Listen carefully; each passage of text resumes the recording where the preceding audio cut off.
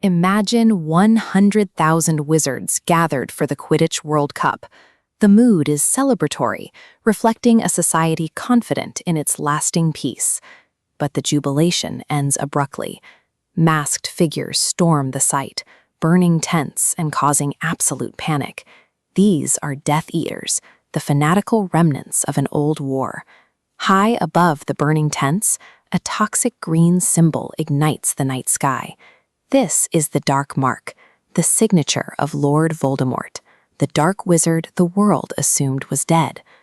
This attack is too coordinated to be a random act of violence. It signals a shift in the status quo, proving a highly organized enemy is moving in the shadows once again. The scene shifts to Hogwarts for the Triwizard Tournament. This is a competition with a reputation for extreme danger, where champions from 3 different magic schools face a series of lethal trials.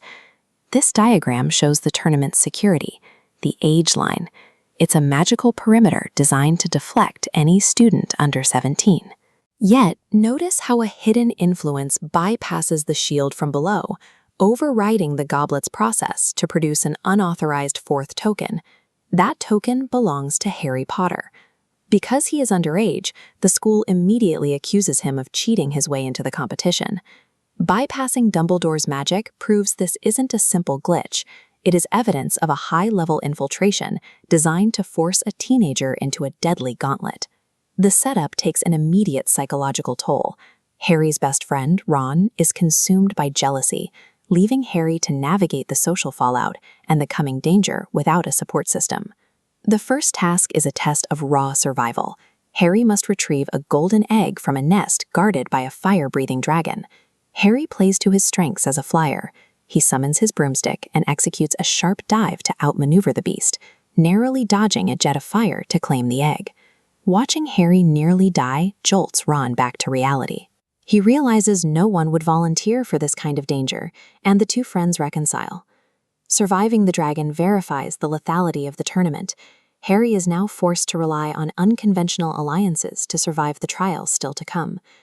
The next phase requires social maneuvering and intelligence. At the Yule Ball, a rival champion, Cedric Diggory, tells Harry that the secret to the egg's riddle can only be heard underwater. This leads to the second task, a rescue mission in the Black Lake. Harry survives the depths by using gillyweed, a magical herb that allows him to breathe beneath the surface. Underwater, Harry's moral compass slows him down. He stays behind to save both his friend and a rival's sister, a noble distraction that keeps him from seeing the larger trap closing in. The final trial is a massive magical maze. Its thorn-covered walls shift and move, funneling the champions toward the center prize. Harry and Cedric reach the Triwizard Cup together.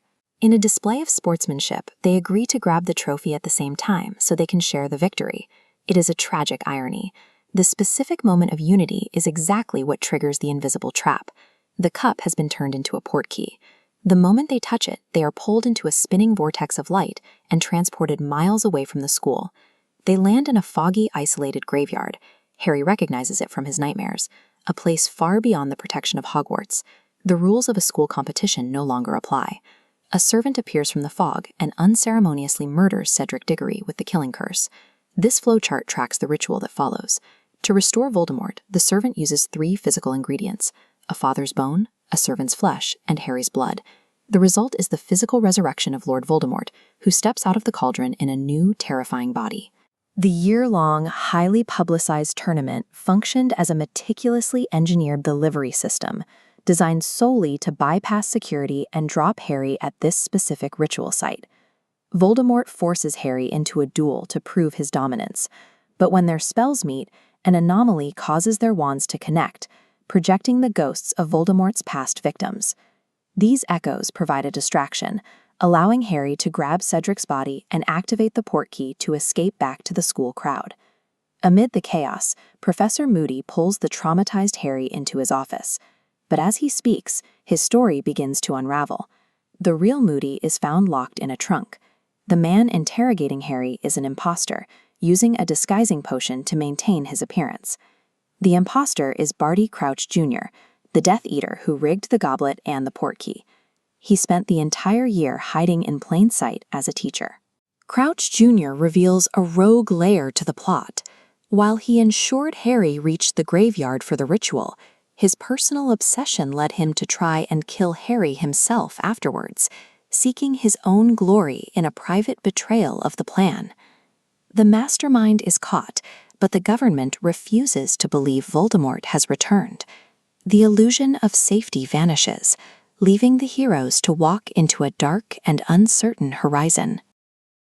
And that's how the incredible story comes to an end. Every decision, every sacrifice, and every battle led to this unforgettable finale.